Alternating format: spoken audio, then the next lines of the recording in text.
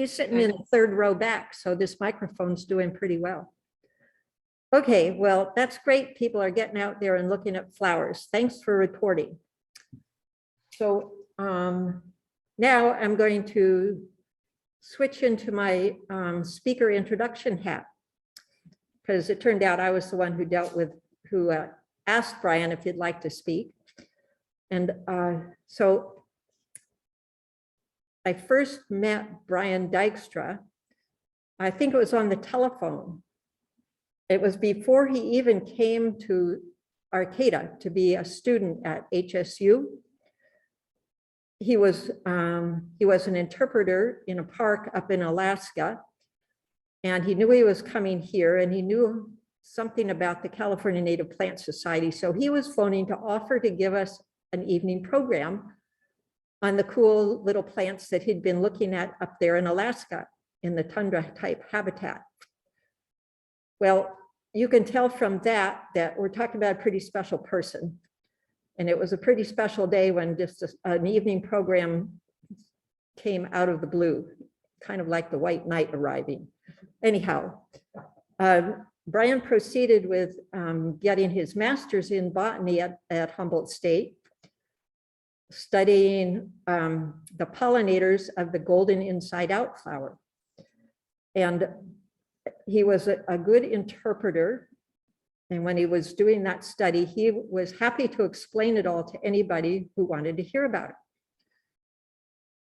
Then after he got that degree, he moved to Eugene, and he was the greenhouse manager there for some number of years. And then he and his wife and daughter decided they really wanted to move back to Arcata. So they did, but they couldn't find any property on this side of the mountain. So they ended up in Willow Creek instead, but I guess that's had some advantages.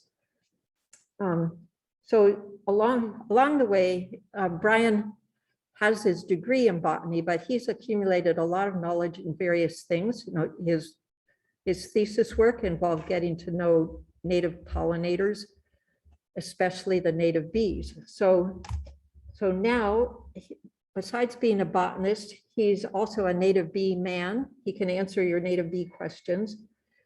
And he's working on founding a native bee society. And he's learned a lot about ethnobotany, which I think you'll see that in action in the talk tonight. And he's a farmer. If you saw the picture of the Melia in the ad for this program, I bet you that was at his farm. And we're having a field trip there in April. So here is Brian to talk to us about what he did last summer.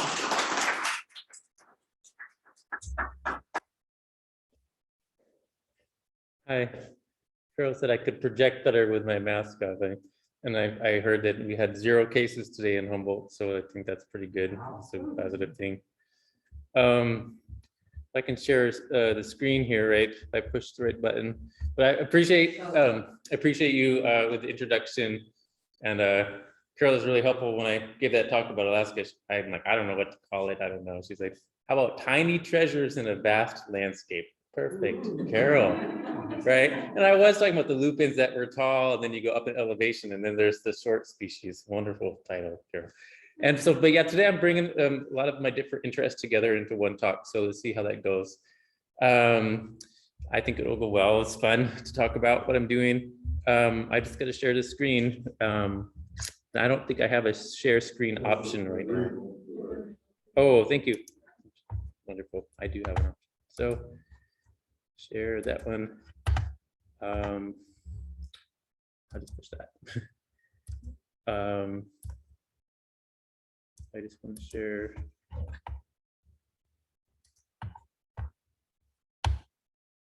Let me see the slideshow part of it. It says I'm screen sharing, but I'm just gonna go to full screen. Like, yeah, but what I want to see is that. There we go. Slideshow. I need to see that button. Okay.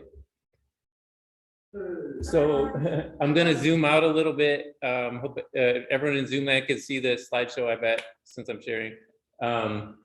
You might be familiar with these terms, biological diversity and biodiversity.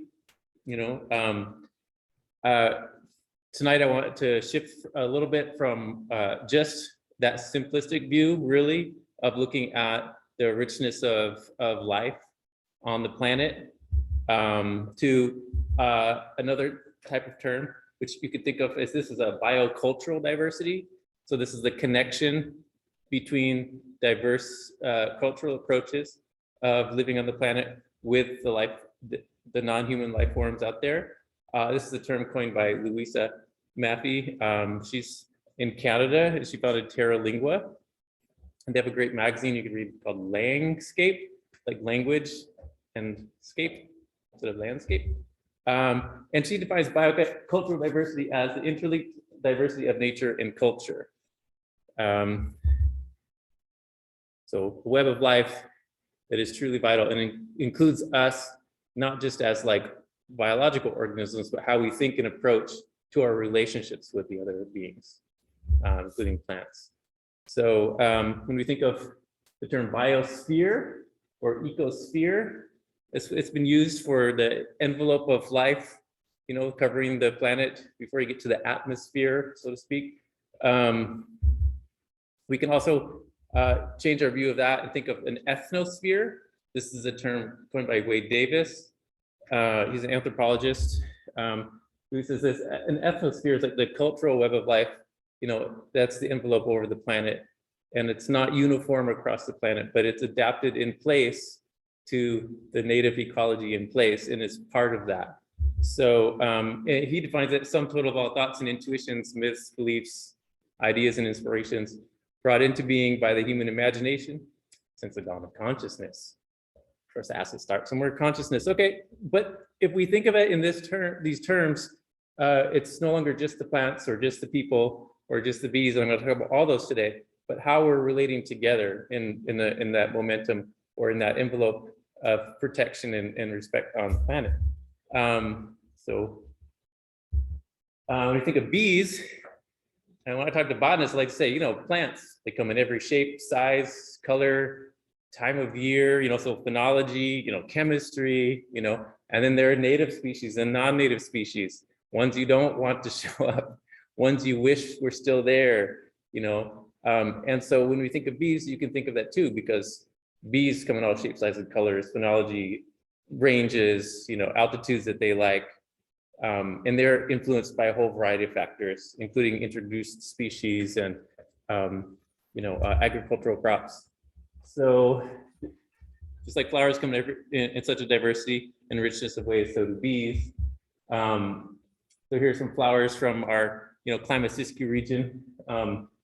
Hey, Brian. Yeah. I'm sorry to interrupt, but via Zoom, we still have the slideshow option. Are you able to select the present option? If you go to reshare your screen, it'll give you an option of screens, and you just need to click the blown up presentation option, because when you switched over, it stayed on the original screen that shows the PowerPoint features and stuff. There you go. Perfect. Wonderful. Thank you, Brian. Thank you, Ashley. I had a few U.S. Geological Survey photos of bees in their color diversity and form there before moving to some flower pictures of mine from the area. So yeah, being interested in plants, led to me being interested in bees, as Carol indicated. And one of the things that I worked on this summer, and I'm still working on, is a project called Native Health and Native Hands. And so it's very related to the native plants. As you can read on there, traditional activities, native foods, nutrition, medicine, and more, including ecological management. So I'm helping a friend with this. And although the focus is on Wailaki ethnobotany, which is, southern Humboldt, northern Mendocino, areas along the Eel River. And there's a lot of linguistic diversity, even within that term, Wailaki. There's multiple dialects. And the Wailaki community, for the most part, was relocated to Round Valley off their traditional ancestral lands and territories. So we've been working to regain access to that to assist community management and inclusion and managing those areas. And so I'll talk about some of the plants that we've been working with in that. This includes redwoods, so it's exciting. But you're right, also the Melia. So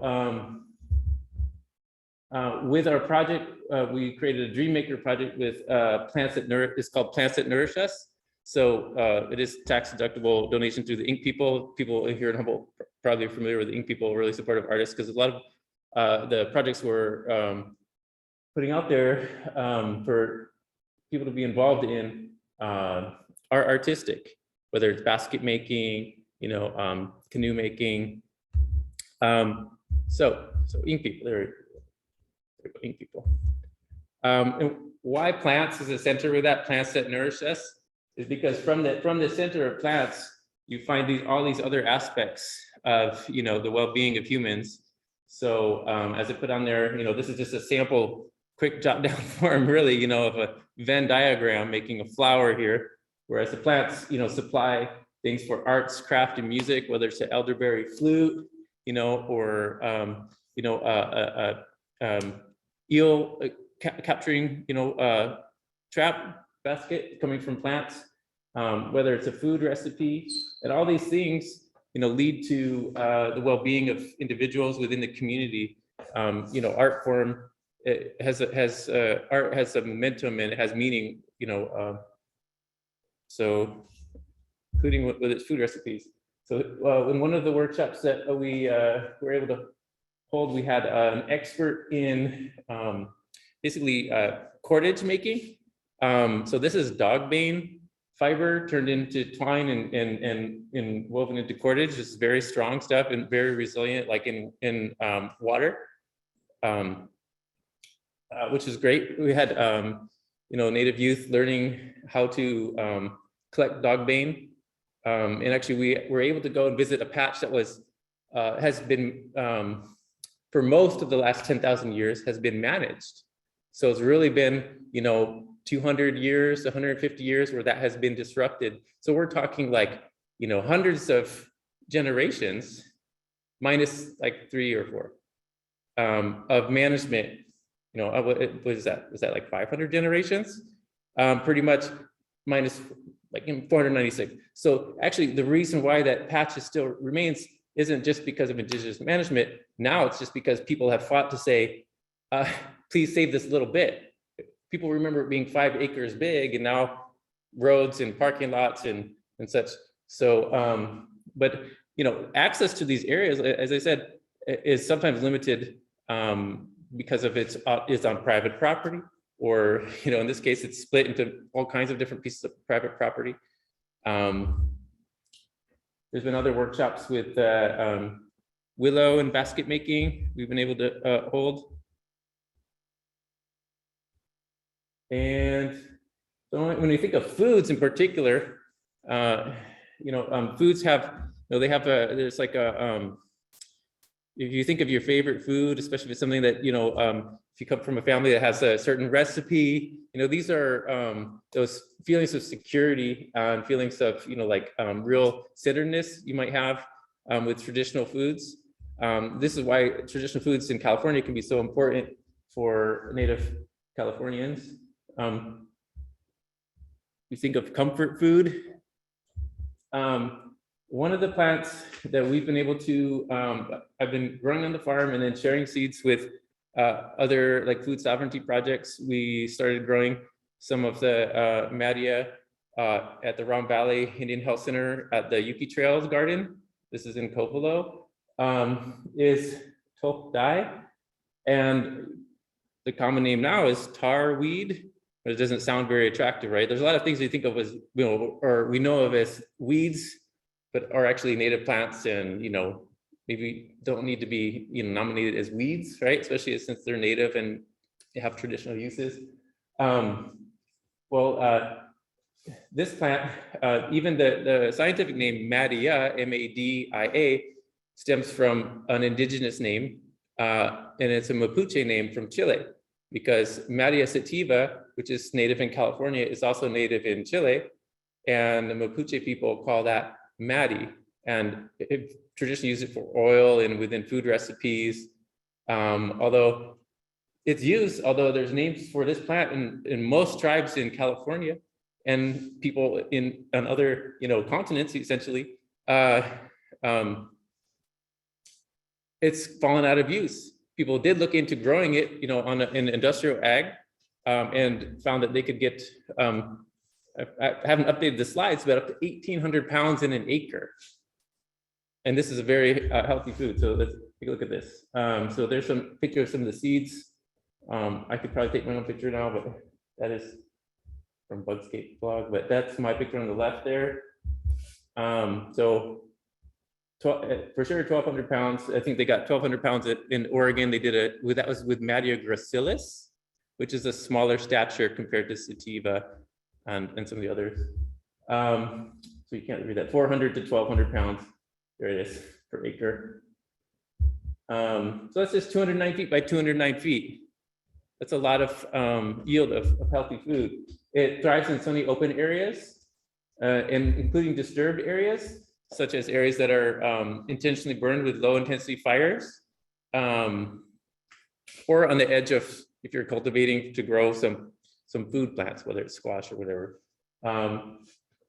It's drought tolerant. So what you see here is Melia elegans, and some of them have a red toward the center of the capitulum. We'll get to that, but there's other species that aren't. This is from Frank Lake, his paper. You see the title there. Fires were also used to cure large fields of tarweed and grass seeds. Because tar that's a real part of it. It can be very sticky, especially some of the species. And so to harvest those seeds, you can lose a lot getting stuck to the plant itself and get very gummy. But in the literature, you can find that the fires were done while the plant was green and the seeds were still on the plant. And in this way, you could go through and harvest already, roasted seeds and not get gummed up.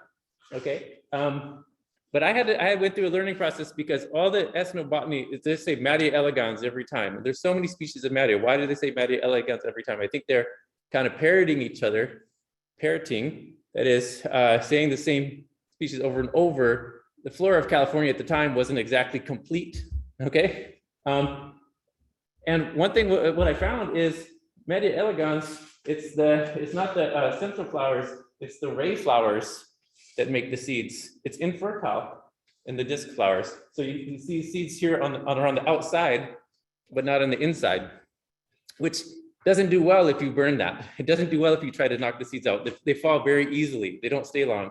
And it's not very easy to harvest very many seeds. Here you see, this is also Melia elegans without the red. So it looks a lot like other species of Melia when it comes to, there's subspecies, there's gradation between species. So there's, a hybrid between different species. So this is Melia Sativa, which does lack the red, but can look like some forms of Melia elegans. And that one will produce seeds from the disc flowers in the center and the ray flowers sometimes, for sure. So it produces much more abundant number of seeds per flower. So there's a close-up of that. This is from the California State Parks Museum, showing a Melia seed beater basket. This is basically they were able to identify that it was used with Melia because of the gumminess on there. There's a close-up of that. It's not the greatest, but this basket may not have been the actual final collection basket. There's baskets that were made for different parts of the process. There's some Melia seedlings that I got started, and then we were planting. They really go deep for the water, and they'll do great. In many situations, I was putting on drip tape there. I wanted to make sure I could get them large. And bees love them, of course. This is a Longhorn Bee. It's a native bee, including the males will sleep on the flowers at night. So another plant that been growing on the farm and that we were able to have youth helping out with and get planted at the Yuki Trails Garden was Salvia Colombariae. This is a California golden chia. It's not the Chia from South America. In this case, this one is not found in South America. This one doesn't want humidity. You know, it wants arid.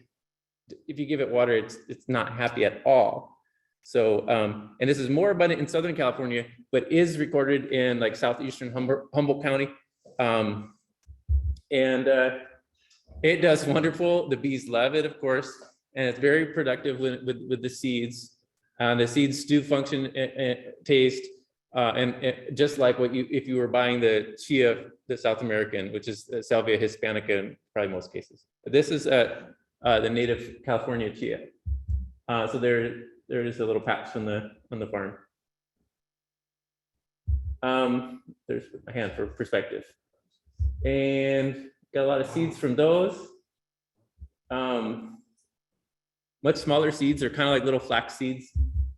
And the bees like to sleep on the dried dried seed heads, really. You know what I mean? So these are a different species of Longhorn Bee later in the summer on these. That wouldn't crawl on my finger thing close up. So there's part of the garden there in Round Valley. That's my friend Perry Lincoln, who is directing the Native Health, Native Hands, and Plants that Nourish Us project. What we were able to plant, we've got from the Lost Foods in Eureka. We were able to get a number of plants, brodeas and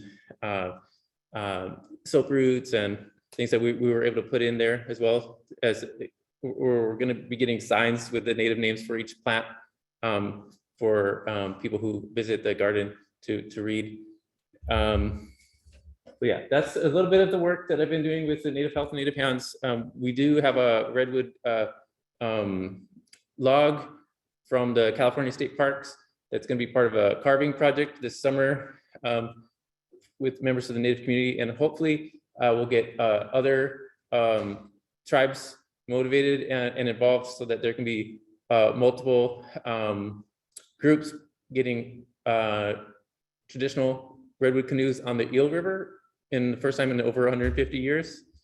Yeah, and we had some beargrass workshops too. Here's some earrings that came from one of those. Like I said, from plants and respect for people can come some, some wonderful art. Another thing I did this summer was I was working with Siskiyou biosurveys and was able to visit areas that were burned a couple years ago. And a really large fire. And you see this tree survived that, but not all did. This one was fine. But some became what you call killer trees, right? Well, they were dead, and then you were that they fall on you.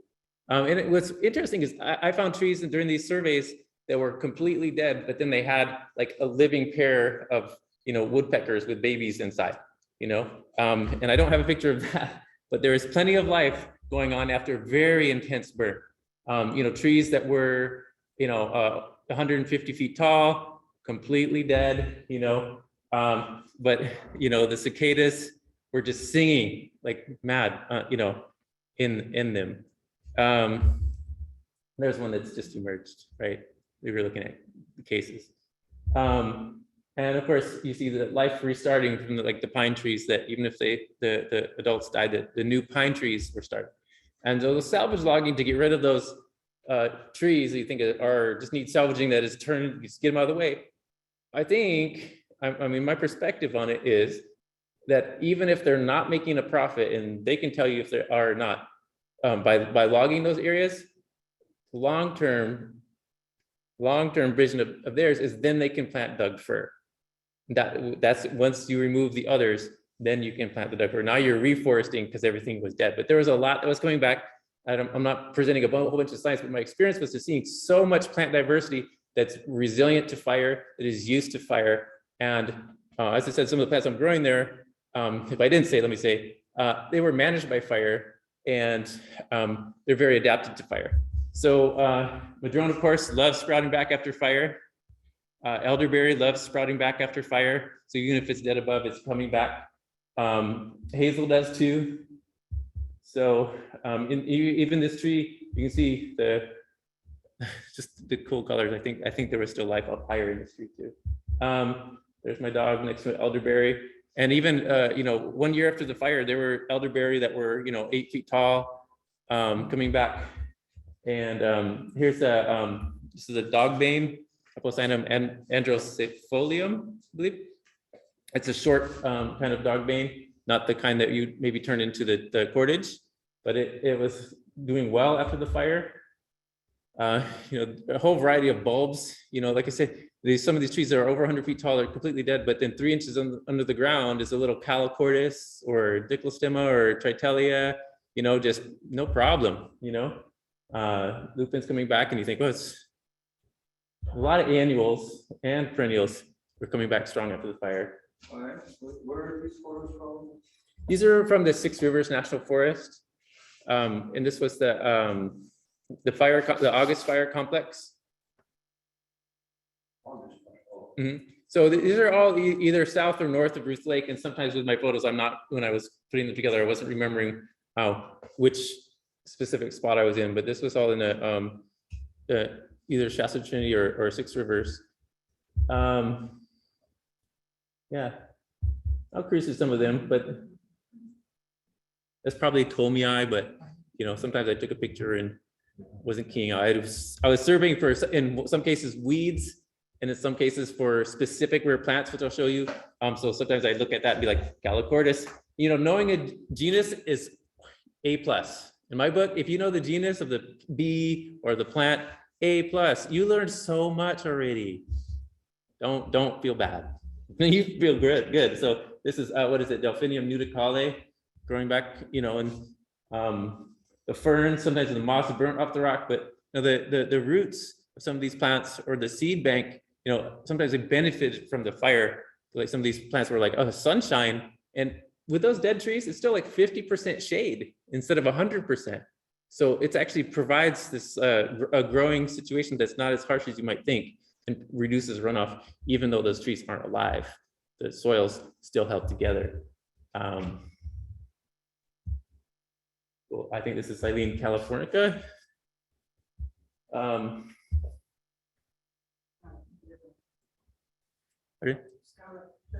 Yeah, Fritillaria recurva.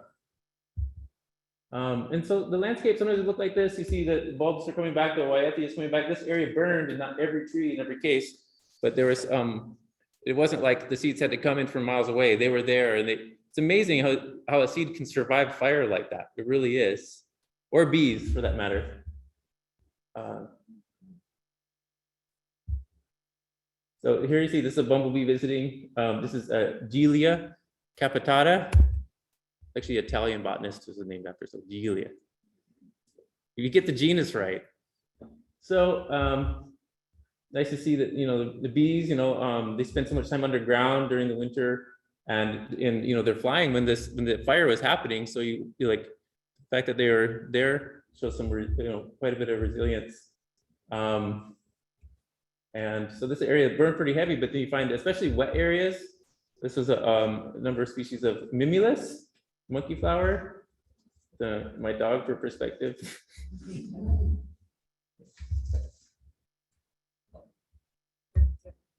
And Calistegia, growing back from the roots. This is accidentale, maybe? Is it accidentalis? But this is a bee that only visits those flowers for pollen. It won't visit any other flower for pollen. So you could plant a whole bunch of star thistle if you wanted, English ivy or Himalayan blackberry. This bee is going to be like, I don't pollinate those weeds. Why do we call that blackberry weed? And, you know, right? Star thistle weed. This is a native bindweed. This is not the non-native bindweed. So there's like some habitat perspective on that, but there's a close-up. Diadasia, this is actually called chimney bee because it makes a little turret or chimney out of mud to help control and regulate like humidity and perhaps keep out predators from the nest. The pollen on this is pretty amazing. And then of course the pollinators, this is a couple flies that are mating, Euloncus. They have an interesting life cycle. This is a Colomia. This is well known to come back after fires. Another beautiful pollen color. Another native bee coming through the flowers. I think this is a Brodea. I'd have to look at my book to see how many count those inner like appendages there. For the habitat shot where I was looking for, one of the rare plants I was looking for was an Asclepias, a milkweed, but it's a prostrate one. Asclepias solanoana. Solanoana. So there it is. It grows on serpentine substrates. Some of the flowers are opening there. There's my close-up with that one. Yeah. And I got to see some other species of Asclepias, including this one. This is cordata. This is taller, but then it can get tall enough and get floppy and fall over, but don't be fooled. You know, this one doesn't really per se, you know, have this preference for serpentine. And it's different in many other ways besides, even if it falls over, it can look prostrate. This is cordata. And then I also was looking for this rare Ariogenum. This one got a little burnt by the fire, but you can see there's still some surviving. This is Ariogenum libertini, or the Dubacella mountain buckwheat. There you go. Get the common names. And of course, there's the name for it. Being visited by native bees. This is a Tritalia Hyacinthia. And this is a traditional food. You know, a lot of the bulbs, they come back so well after the fire. And you know, reading about the bulbs, hearing how many tons were dug up, like out of the Central Valley was where the data I was reading about, you know, but for East Coast gardens, for, you know, early on, people were, I think the book to read to, you know, that I'm pulling this information, I don't remember so perfectly, is Tending the Wild by Kat Anderson. She put a lot of effort into interviewing people and looking at historical, you know, documents. And she has a section in there about how many, like in a few hours, how many hundreds of pounds, like 4 people would dig up of these bulbs to ship out. The Central Valley didn't just disappear, have this, you know, wonderful, you know, tended landscape. Those plants just disappeared because of big ag. It was also shipping them out for people's gardens elsewhere, where they probably were like, eventually, these Midwest or Eastern, you know, humid summers aren't the thing. You probably didn't really do so in the long run. But and this one, it's a lotus or Hosakia, and you guys are welcome to throw this out there. This is growing really abundantly in these heavily burned areas too. There are some wonderful bees. That's like a bit of Osmia species. There's a close flower in a way. Definitely a bean family. Knowing family is really, you know, kudos. B+. Passing grade for sure. Right, a lot of bees visiting those. So I saw a lot of reason for hope. And in some areas that were really heavily burned, you know, finding those wet meadows like this is a Helenium and Cicericium, and there was other like checker mallow in there. There were so many things really in the end. Ranunculus. There's a Sedelcia. I think that was a checker mallow. There's the Helenium. You can see like the drainage where it was able to come back green really well after the fire in this spot. Anyone got a guess for this plant? Yerba Santa, Ariogenum Californica or Californicum. I've sometimes the A versus I so not to let it go, but this one is coming back after the fire pretty well in some areas and was being visited by bees heavily. This is a Facelia. So I had to throw some of these pictures of bees in there because they really show what's happening after the fire. It's not just the plants survived, but there's other animals that were surviving and doing well. Like I say, birds and things. No, it's not like these fires weren't in part caused by human mismanagement of the forest. You know, in part, these fires were caused by outlying, you know, traditional burning, you know, to prevent Doug fir encroachment, to keep down fuels. You know, they were in part caused by mismanagement by having even age stands of single species that burn really easy and aren't resistant to fire. that take up large amounts of water from other plant species. Doug Fir, I'm talking about you. So there's human elements to that. So if we look at the human elements to the other thing I did this summer, if I have time for that, which was looking for a rare bumblebee in the Trinity Alps. This bumblebee in August, after I was done looking for it, and it's not because I didn't find it, but it's been rare for a while, okay? It got Endangered Species Act listing.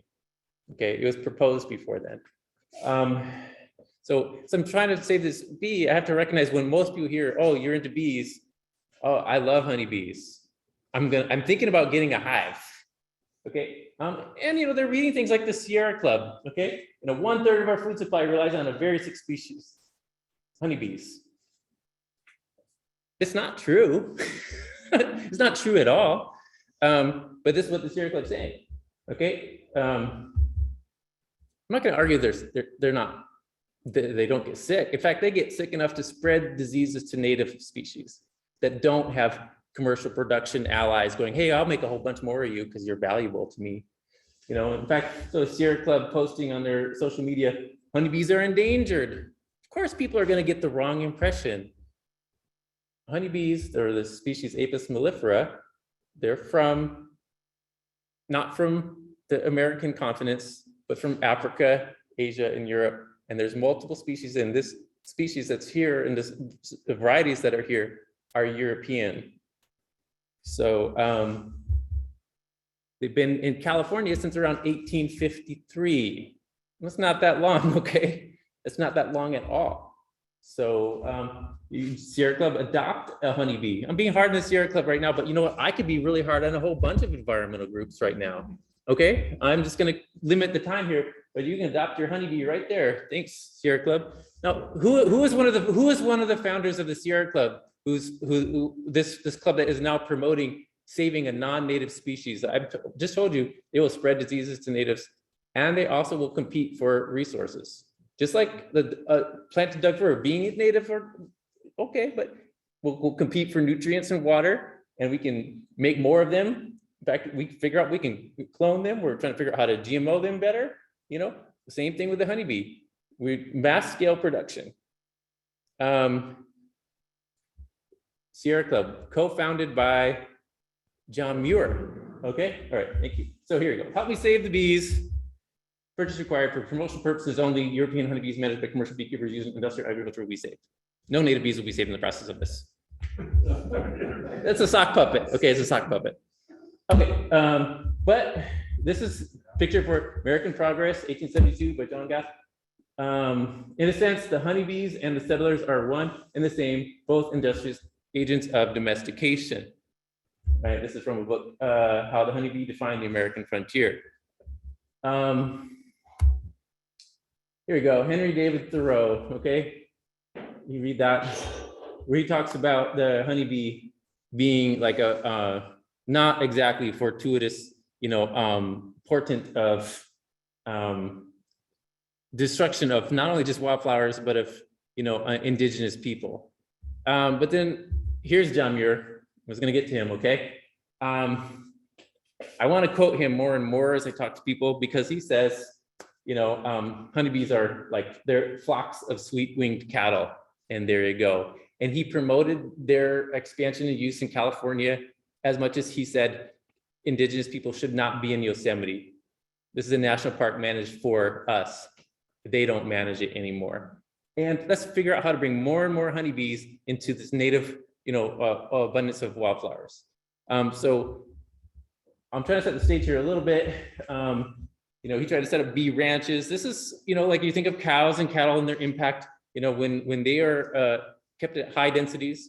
We keep honeybees in high densities for almond pollination. And then the rest of the year we go, what do we do? Oh, let's bring them over to that national forest, close to the national park. So they're not going endangered. There's more honeybees in the world now than there have been in the past. There are more continents and locations than they've ever been. So don't have to start hating specific species, but recognize what we do to promote them or what ones aren't being thought of. So we have even parts of the landscape that have been named after some of these colonial folks, such as John Charles Fremont, okay, who went on a lot of military escapades, brutal ones. He found a bee when he was crossing over to the West and was claiming more of the West for America, and was like, oh, this is a symbol, basically, this bee of, and I like what one of the people along with him said, yeah, he didn't just see it, it didn't just land on him, but he pressed it in his journal. So there's a park named after this guy in California that's trying to be, that people are asking to be renamed. So it's not just Fremont Peak in Wyoming. We have Fremont Peak in California, and also Fremont Peak State Park in the Bay Area, right? The actual original name is placed with the Bumblebee for the native community there, and they've asked for that to be renamed that, and the state park to be renamed that. So when we're talking about the places being named, like Oak Flat or Bumblebee Mountain, some of these, they have like bigger stories, deeper stories than just like, oh, there was a bumblebee there, or, or God forbid something like, oh, Fremont went there one time. It would be worthwhile to consider that there's these deeper stories when people are asking for things to be renamed. There's more meaningful names. Okay, so like I said, a little bit more thought and weight given toward the honeybee compared to other bees. So we would have to go find this rare bee out there. One of the reasons it and other bees, native bees, can become rare is honeybees compete for pollen and nectar. And that doesn't mean necessarily taking it off the bodies of the foraging mother bees that are out there. They do that sometimes. I've seen it on my farm. I've seen other people have documented that, but mainly just making big craters in the amount of pollen and nectar. And those honeybees, and this is a government research, every 100 hives removes pollen nectar enough to produce 10 million native bees. And that's a diversity of bees too, okay? So now imagine that in the US alone, there are about, at times, an estimated 3 million commercial honeybee colonies. How many native bees does that impact? Okay, so basically, don't just think it's because we were driving our cars around and pesticides that there's less native bees flying around. Well, we're also doing something else too, that is like specifically allowing heavy competition. So there's estimates of 80 million just managed, just, some people keeping track of them, not wild or feral colonies in the world. So it's having a huge impact. So like our monoculture of almond, or in other crops lead to these high numbers, artificially high numbers being produced of these bees. So more and more, and usually because they're the least efficient pollinator of that particular crop, but it's just one that we have a momentum of using. We have traditionally held them in high esteem for pollination and not native bees. But if we look at it, so you just keep getting more and more, but it doesn't do enough. So we keep calling it a crisis of not enough honeybees, if that makes sense. There'll never be enough. They're not every shape, size, and color, phenology, altitude. They're not well adapted to every location. They're not committed to specific flower sets, et cetera, okay? So 250 mason bees for an acre of apples, and that's an approximate one for almonds to sufficiently pollinate it. We need about 25,000 honeybees. Okay, so competition is real. Science has shown that that there's a decrease in native bee foraging and reproductive success. They're relating it to plants here. This research, they said, think about it if we had an invasive plant that covered 75% of the region's land area. It's similar to that level when what you see is 75% honeybees in like specifically like a botanical reserve. Okay, it's shifting toward non-native stuff as a result. Even in areas where honeybees are native or been for a long time, they show that beekeeping reduces the diversity of wild pollinators and interaction links in that pollination network. So let's talk about a traditional food that is camas, found in California. I see it here, halfway to Willow Creek. I see it out there by Burnt Ranch, and it's up in the Trinity Alps. You see it farther south. You see it much farther north. Camas, Idaho, Washington, BC. I got some blurry pictures for you, okay, because they're my pictures. But this is a honeybee visiting camas, and this is representing what I saw over and over and over again. They're showing up to the side, they're drinking the nectar, they are not contacting the pollen or anthers. So when the flower has a male phase or a female phase, when it's receptive for pollen, when it's giving off pollen, when it's producing more nectar, it wants a bee that's going to contact the stigma when it's receptive. It wants to be doing that. Honeybees tend to be, I'm just doing this one thing right now, so I'm not going to do that. So there's a lot of nuances. This isn't a full, this isn't a 101. This is the 99 level. But so there's research now that's showing by Maureen Page, not just for camas but for other plants. But I'll focus here on camas. There's another photo of that. Is that the seed set in camas goes down when honeybees are present. And they did the control study. They brought in honeybees and they had areas where honeybees weren't there and they weren't present. And they looked at seed sets. And because they're there and they're more or less stealing nectar, I'm sure they're pollinating some of the time, but they're such inefficient pollinators and they're taking the resources that will reduce the population of the native bees that are good pollinators, that when the honeybees are present, the camas is on the long way toward declines in seed set. So for a perennial plant, you may not notice that for 10, 20, 30, 40, 50 years. And then you go like, well, why is there so few camas anymore? They needed to be ready for that fire with the big seed bank. They needed maybe harvesting and thinning out the big plants and letting all the seeds come in. Maybe you'd harvest now and you wouldn't have the same resurgence of new camas because the seed set's lower, because the bee diversity is lower. So these are factors to think about. So there's a bumblebee. She's busy on this. She's getting pollen on it. So the relationship with non-native plants. Here's a European honeybee on star thistle weed. In some areas, people say, don't get rid of the star thistle. It's the biggest honey flow for me. And people lobby to say, don't spray the star thistle. I'm not promoting spraying the star thistle here, but I want you to consider that there's a reason why the honeybee likes huge blooms of a specific thing, because they don't want to have to research and find a little tiny patch of Calypso bulbosa. They're not going to go to that.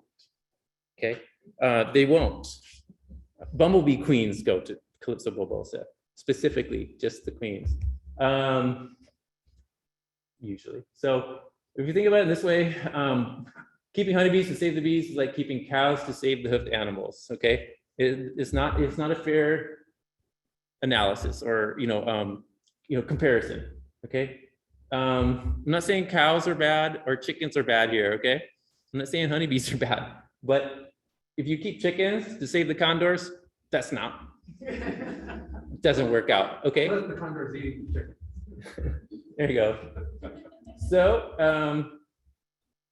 there's the Western bumblebee. So like 15 years ago, the most common bumblebee in the West Coast was the Western bumblebee. Now it's pretty much the least common, other than this one that just became declared endangered here in the West Coast. So for example, another important bird, it's not the same. Okay. Nearing the end here, but so this is the historical distribution of the Western bumblebee. This is proposed for listing. It hasn't received it yet. But if you find one of these bees, it's like you have to protect that area, which is great. You're not supposed to harm these bees now. It's great, but it's not really getting the federal level of protection by by the Endangered Species Act, which would be helpful. And why is this rare now? And why potentially is this one rare? So bumblebees pollinate things that honeybees can't, like tomatoes. Honeybees can't really pollinate tomatoes. And they're about 100 times or so, many times more effective at pollinating things in the Ericaceae. So, madrone, blueberries, huckleberries, you know what I mean? And all kinds of things that have coricidal anthers, whether it's a Pipsissoa or a whole bunch of things. The honeybees, they can drink the nectar. Like if you go and say, can I buy blueberry honey from someone who has their bees on a blueberry farm? Yes. Can I buy blueberry pollen from you? Because sometimes you could collect pollen from your honeybees. You can buy blackberry pollen from them. You can buy star thistle pollen if they're collecting pollen when they're visiting those. You can't buy blueberry pollen because honeybees don't really collect it. They can't really get it out. They're not really physically capable. So they move a little bit on their body, but not enough for them to even try to, collect it. So, and they're very inefficient compared to the native bees. So people said, well, for tomatoes, we can't have honeybees for our greenhouse and for our field. So we'll start raising Bombus occidentalis. They started raising them in labs. They sent them over to Europe even, where they know more about raising bumblebees in lab settings and commercial production. They brought them back here. And for the first time, some of these diseases were found, and they were spreading very fast rate from the places where they were being used.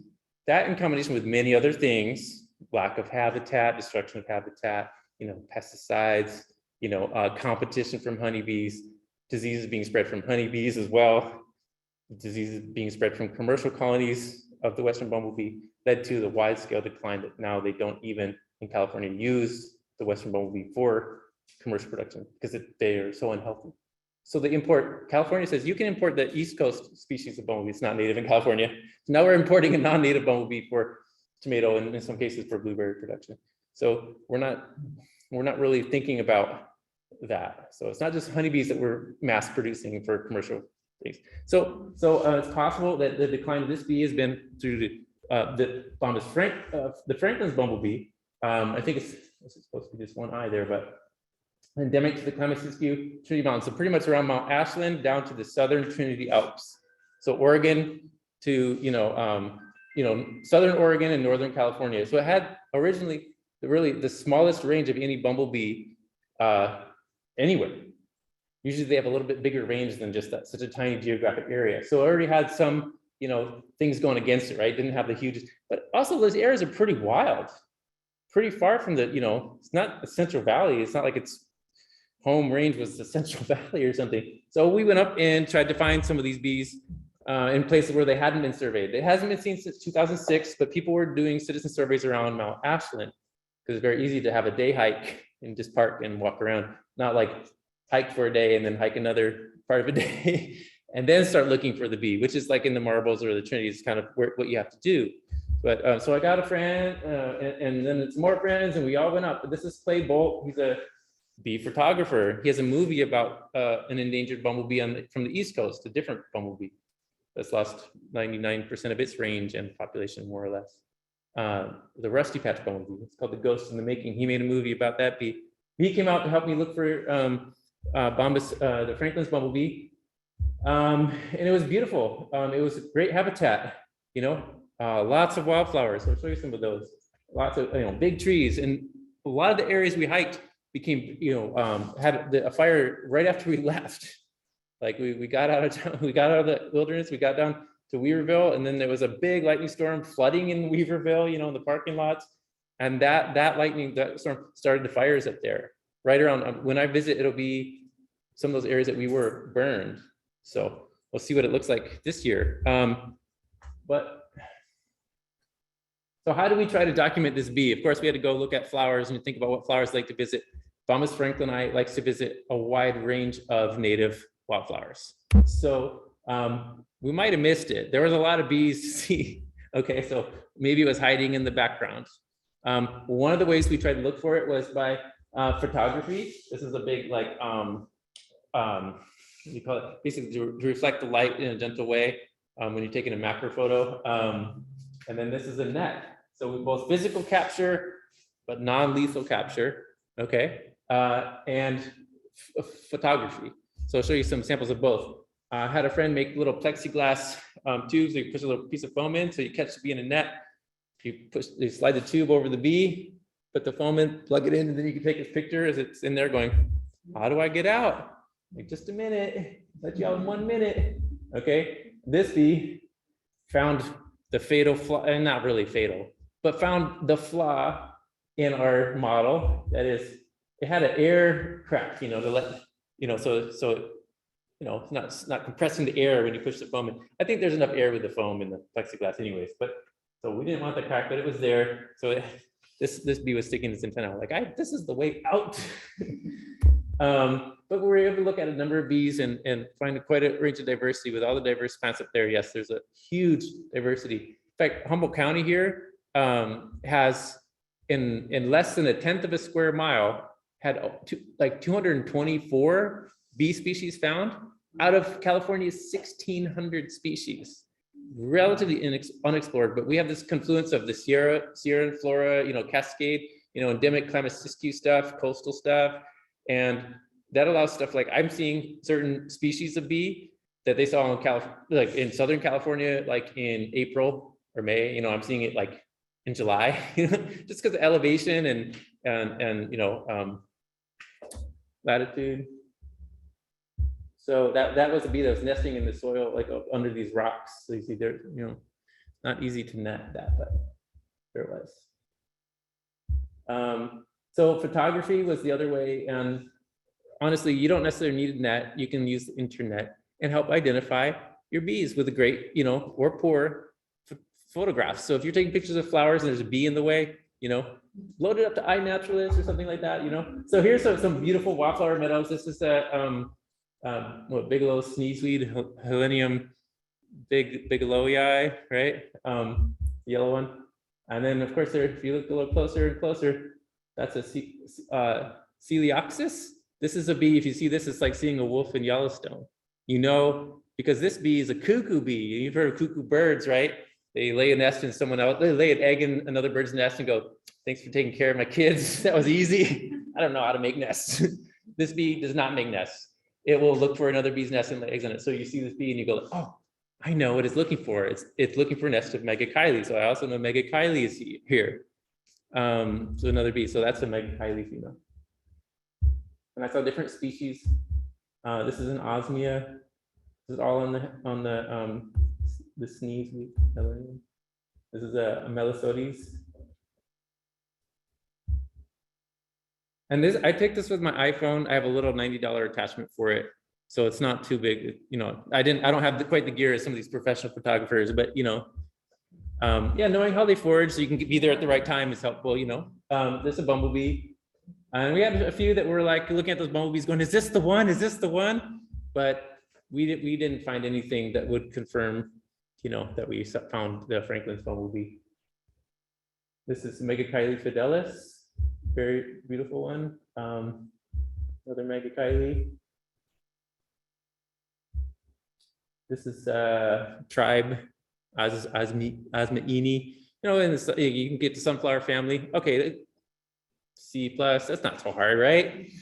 But then if you get to your tribes within that, perhaps, like it gets a little more difficult, doesn't it? Same thing it can be with bees. So I'm not sure what genus this is in, but this is Heriades. So it uses tree resins, usually pine, in its nest. This is another cuckoo bee, and it likes Anthophora. I think it's a little bit diverse in what species it'll use, but this one is Brachymelecta Californica. But it's a beautiful landscape to be looking for bees, and there's so many wildflowers. It was a good time. We'll get to wrap this up so you guys can ask some questions. This is the male Megakylie.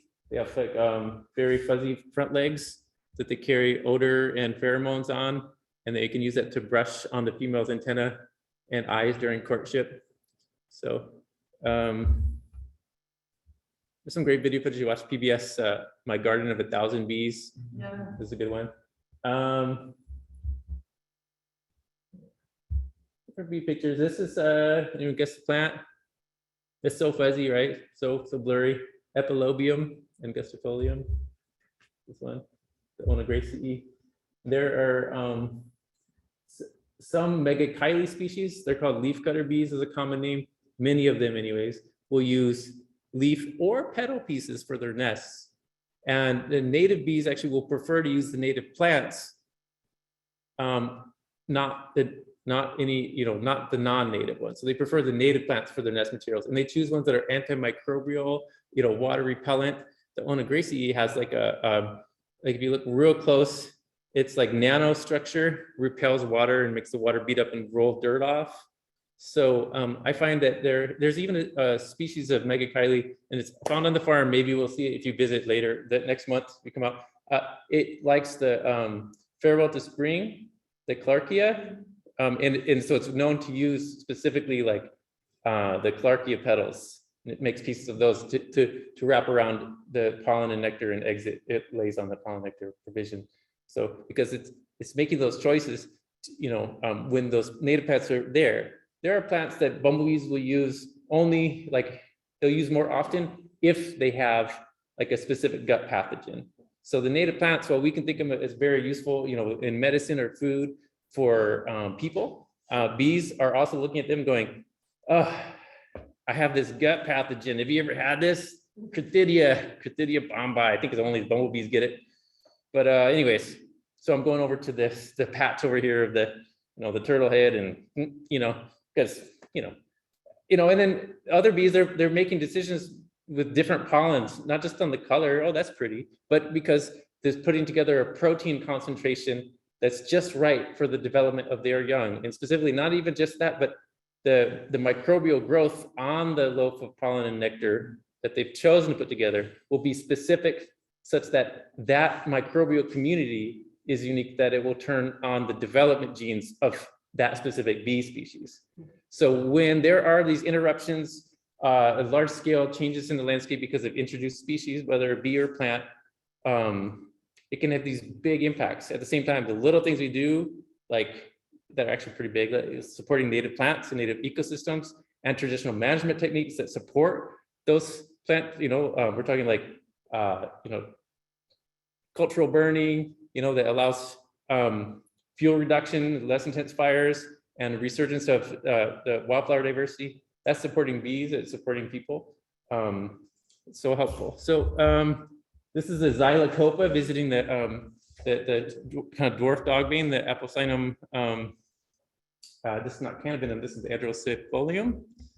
And yeah, so the big bee visiting the little flower. Just as they're different shape, sizes, and colors, it doesn't always mean that only the big bees visit the big flowers per se. We did see this tiny, it's really tiny. This is a Perdita, I believe. And my friend Clay, he's also into plants, and he's also very into carnivorous plants. And he hadn't seen Darlingtonia californica. So you're sure, Carol, that he was very happy to pose by when we found that. And we saw bees, like I said, that looked a lot like, we thought, oh, this might be the one. Let's look at the books. Let's send this picture to such and such. We load up the iNaturalist, whatever, but we didn't find the bee. We found some really worn down bees that maybe made us think that it had the right color pattern. But you look at like the cheek length and the width of certain body parts, et cetera. So we'll wrap up with a couple of my favorite pictures here. This is a gentian in the mountains here. And it was being visited by those large carpenter bees that are so pretty, and bumblebees. Let me get the best shot. It was great to watch. I had a nice video, and another one of my favorite flowers. Does anyone know this one? Narthesium Californica. You say it's not only just the bees that are fuzzy. Sometimes it's the staminodes, right? Okay. That's how asphodel. It grows in the same place as Darlingtonia. Yeah, it likes the wet meadows. And then Epilobium.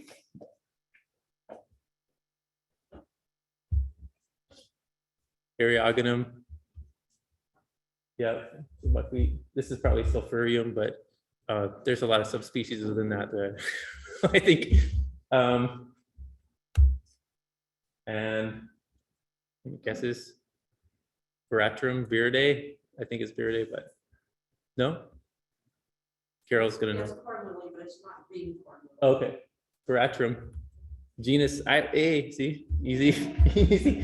So there's a nice landscape shot there. And then you guys here are welcome to ask questions, and I can try to field that. I see there's a lot of stuff in the chat too. But I want to thank you for attending, and just recognize that there's little things you do, for the native plants has a lot of impacts, and that there's a lot of momentum already with those plants and their pollinators that you can help support. So I really appreciate you coming here to learn about that. And then let me share what I did this last summer. Thanks. Yeah.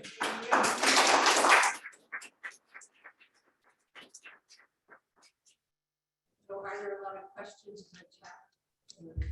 I can look at it myself. Yeah. You haven't figured out how to. Someone asked, so I can read the first one. I'm starting from the bottom, so most recent. Your chart. Yeah, okay. David Wright says, you mentioned not finding bombus, the Franklin's bumblebee. Any luck with occidentalis, the western bumblebee? We did not see that one, but I know that someone from the Xerxes Society looked in the marbles looking for Franklin's bumblebee, but did find one occidentalis. So we're talking like, someone who's been doing professional bee, basically kind of entomology for quite a while, and did a survey and was, found.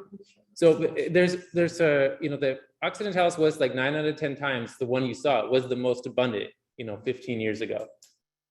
This is the one that's like very rare now, not Franklin, but it's even more rare. But the one that should be the most abundant, the one that you would have seen visiting the California poppies on the side of the highway 15 years ago. That's the one that people are looking hard to find, it's not easy. So What size would that be? What size would that be? oh yeah. If you think of your bumblebees can come in a variety of sizes within the same species. So the queens are bigger, and then depending on how much they're young, are fed, the size can vary. And then so within a species, the size can really vary. But so the bumblebees I'm talking about more or less would be like the size ranges you see with the bumblebees you see in your yard, more or less. If you see bumblebees in your yard, you're here on the coast, there's the Bifarius, there's Mixtus, and Bosniacetskii is the most common one. There's a variety, good variety, but it'd be the similar size. Someone asked if the shrub Garia, right, Fremontia, is named after that same person, Fremont, maybe. I don't know the answer to your question, but his name is in a lot of places, and there's. So I don't know. Someone says, I think that yellow flower is the Sierra Lotus, Ecmispon nevadaensis. I was working in the August Fair as well. That's great. Okay. Say the name of the book and the author. Tending the Wild. Kat Anderson. Tending the Wild. It's good reading. It's dense reading. So honestly, you feel so smart if you read one page. Gotta say. How big are the Melia seeds? Hard to judge. Maybe like the size of 3 flax seeds or 2.5 flax seeds. Hard to say. They're not huge at all. They're a sunflower family member, but they don't have a shell like a Helianthus annuus. Okay. Okay, those are the questions there that I read. But if I'll look for more after I get some live questions. Yeah. You guys are live. Sorry, Zoom.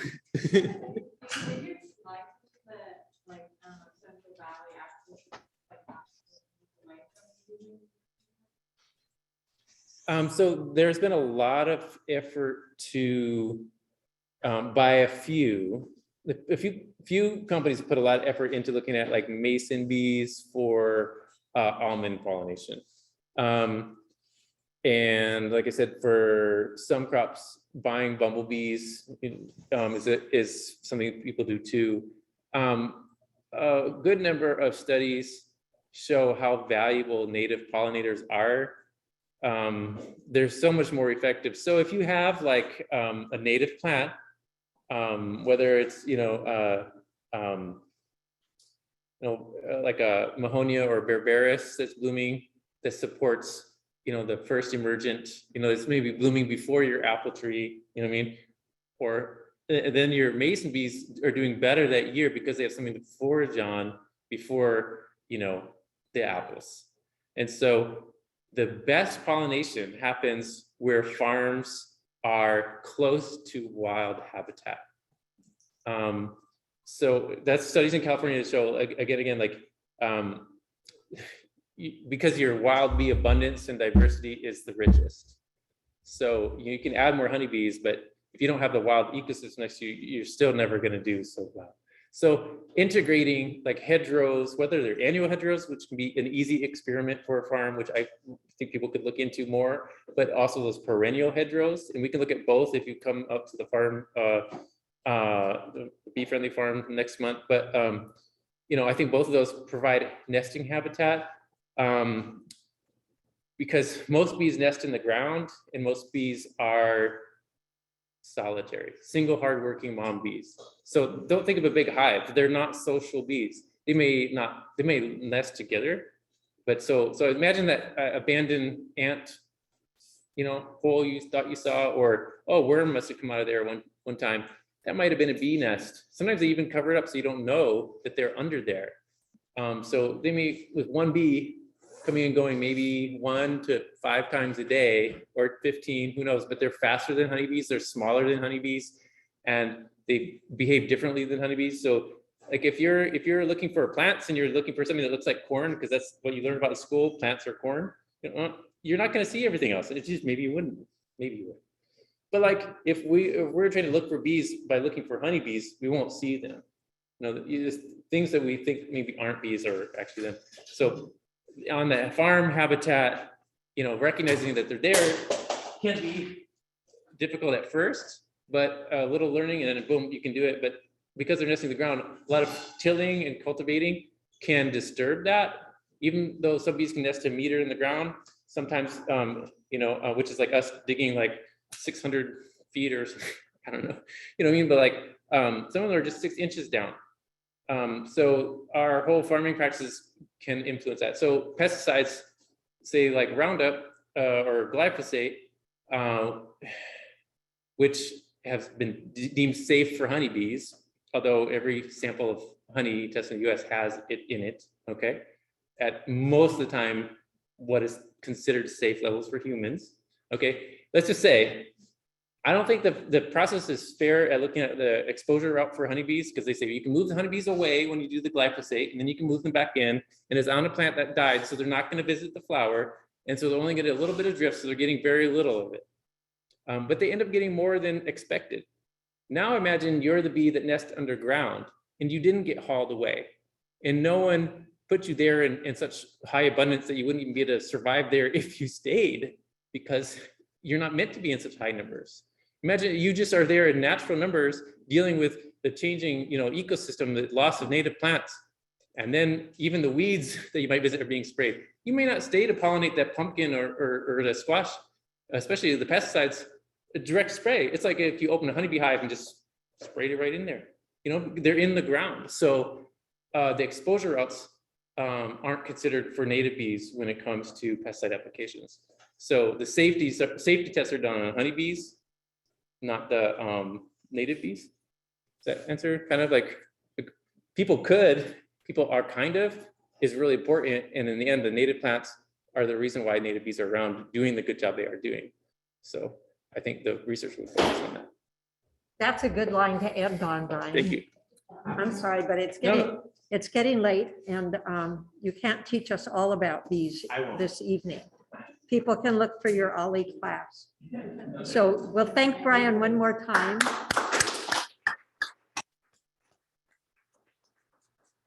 And say good night. How come I don't see people? Still on share screen. How do we get? But Brian, can you get me back to where I see? Sure. You guys have to yawn or point at your wrist like you're wearing a watch, then I'll stop it. Okay, I can close the chat. That's the big reason why. And then, okay. Yeah, and then, no, stop share. Stop share. Thank you, everybody, for attending. I really appreciate it. Thank you, Brian, and thank you for all that you've shared with us. I did have one person that wanted to make a comment to you, and I will forward their info so you guys can chat. Her name is Lisa Hoover. You might know her from U.S. Forest Service, but she did want to make a comment, but it is getting late, so I will connect you two. Is that okay? Yeah, appreciate it. Yeah. Good night, y'all. Okay, thank you, everybody. If you want to get in touch with Brian with more questions, I guess you could use my email address and I'll send it to him. But I guess we're all inspired to go out and look for bees. And there were fun flower pictures too. So many, yes. Yeah. So thank you, everyone. Good night. Good night.